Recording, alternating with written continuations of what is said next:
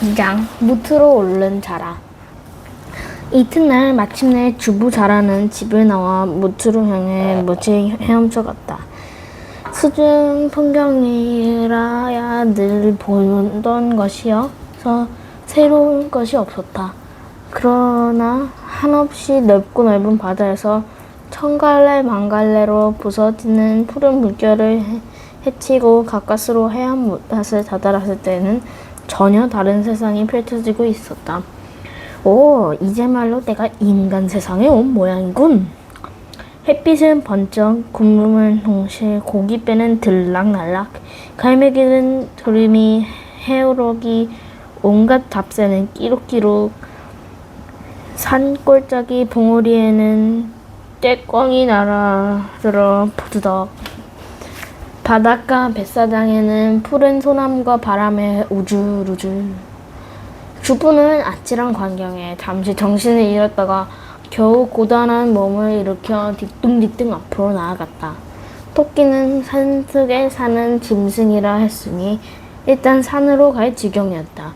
느린 주부 걸음은 땀을 뻘뻘 흘리며 기어가는 동안에도 놀라운 풍경이 계속되었다. 비야흐로 인간 세상은 눈부신 봄이었다. 바람 속에서 문득문득 꽃향기가 묻어나왔다. 꽃잎은 훨훨, 꿀벌은 이잉이잉, 나비는 나풀나풀, 앵무새는 조잘조잘.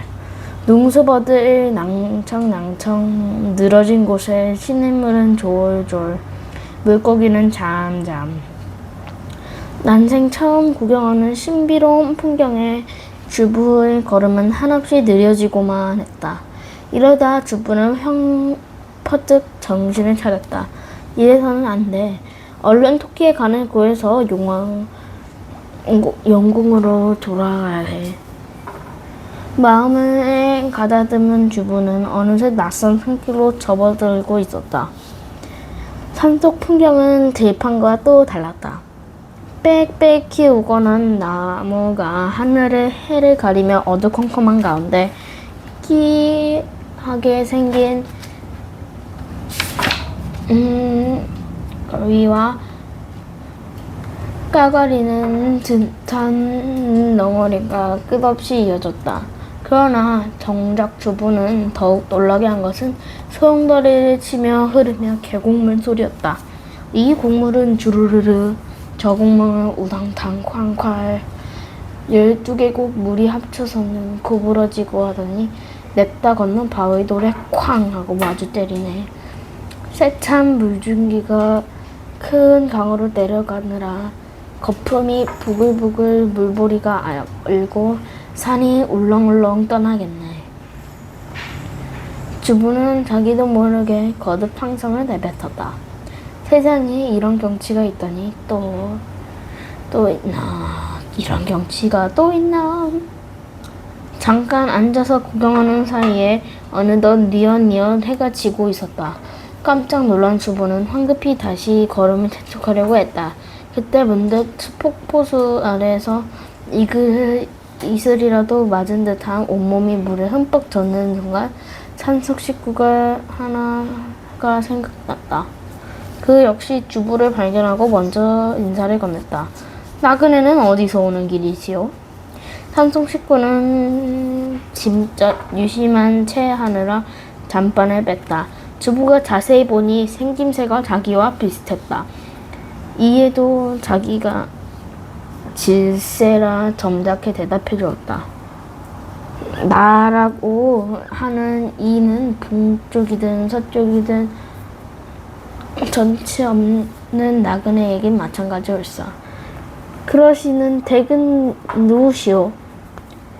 내가 누구이냐고 하니 그 긴 사연을 어찌 말로 다 할 수 있지만 당신의 생긴 모습이 나로 아주 비슷하니 간단하게만 말씀해드리겠다. 우리 조상님으로 말할 것이면 대대로 남쪽 바다 왕궁에서 벼슬을 치며 충신을 계시고 계세요. 그러나 이뿔사 조모님은 워낙 고든 성품이라 임금님께 바른 말을 구하다가 그만 억울하게도 간신들이 모함을 받아 인간 세계로 귀향을 오게 되었소.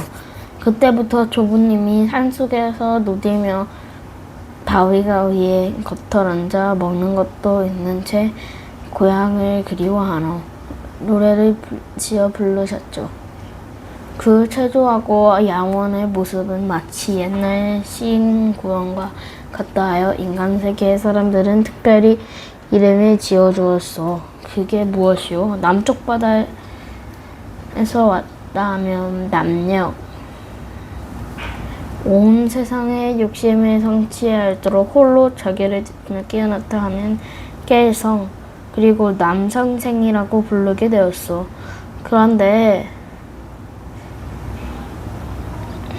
자나깨나 고향을 그리워하는 조부님이 마음에 통하는지 마침 내 바다에서 살던 아내가 남편을 못 찾아 무트로 올라오지 않았겠소. 그때부터 아예 육지의 자리를 잡고 도토리를 주워 먹으면 자식을 낳고 길렀다오. 하지만 가난한 형편에 자식을 낳을 때마다 이름을 지을 수 없어 그대로 물려받으니 조부님 아들이 남성인지 손자인지 나도 남성이 내 아들이고 남성이라 부르게 된 것이오. 주부는 들어보니 남성이라 불리는 남생이는 거슬러 올라가면 자기와 한 핏줄이 분명했다. 이런 기막힌 인연도 있은 말인가. 주부는 남생이와 왈칵 끌어안고 반가움으로 몸을 흔들었다. 참으로 알 수 없는 게 세상이오. 내가 알기로 먼 옛날 우리 조선님은 6형제라고 하오. 근데 6형제가 모두 힘의 천하장사 30산을 들어옮길 정도였다는 것이죠.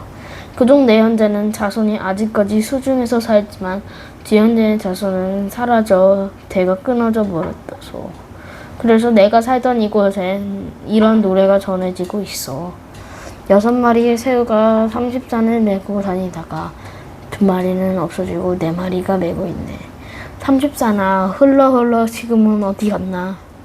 주부는 한탄하는 노래를 부르며 나서 이었다. 지금 그대의 말을 들어보니 그대야말로 우리의 잃어버진 조상님 중 한 핏줄에 틀림없소. 참으로 반갑소이다.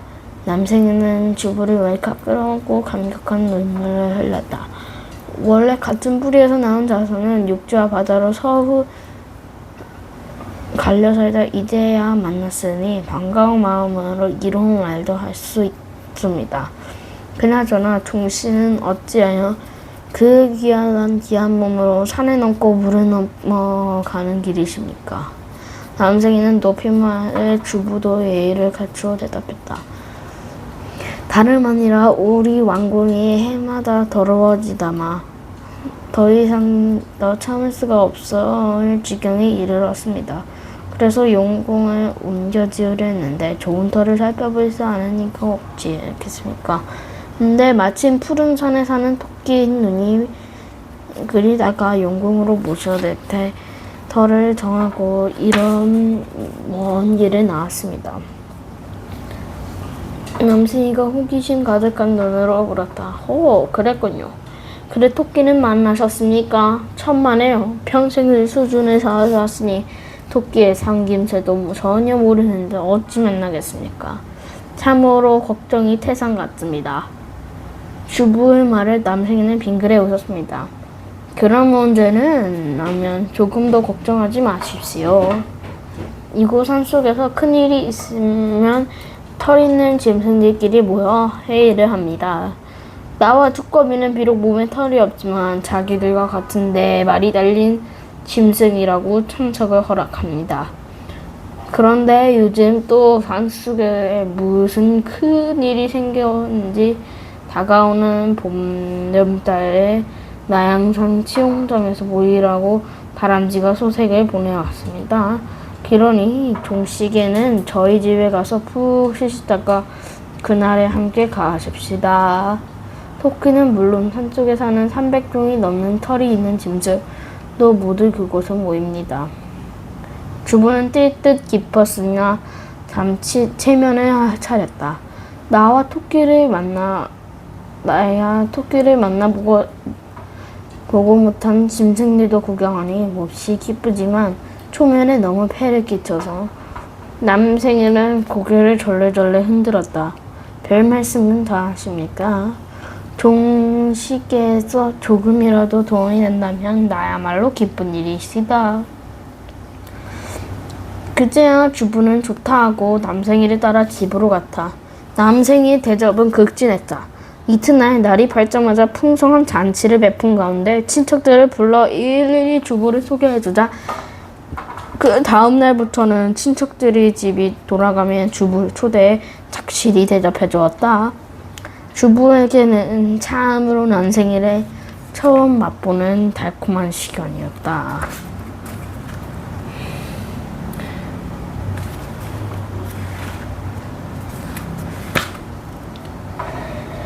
이 동영상은 여기에서 끝납니다. 잘 가세요.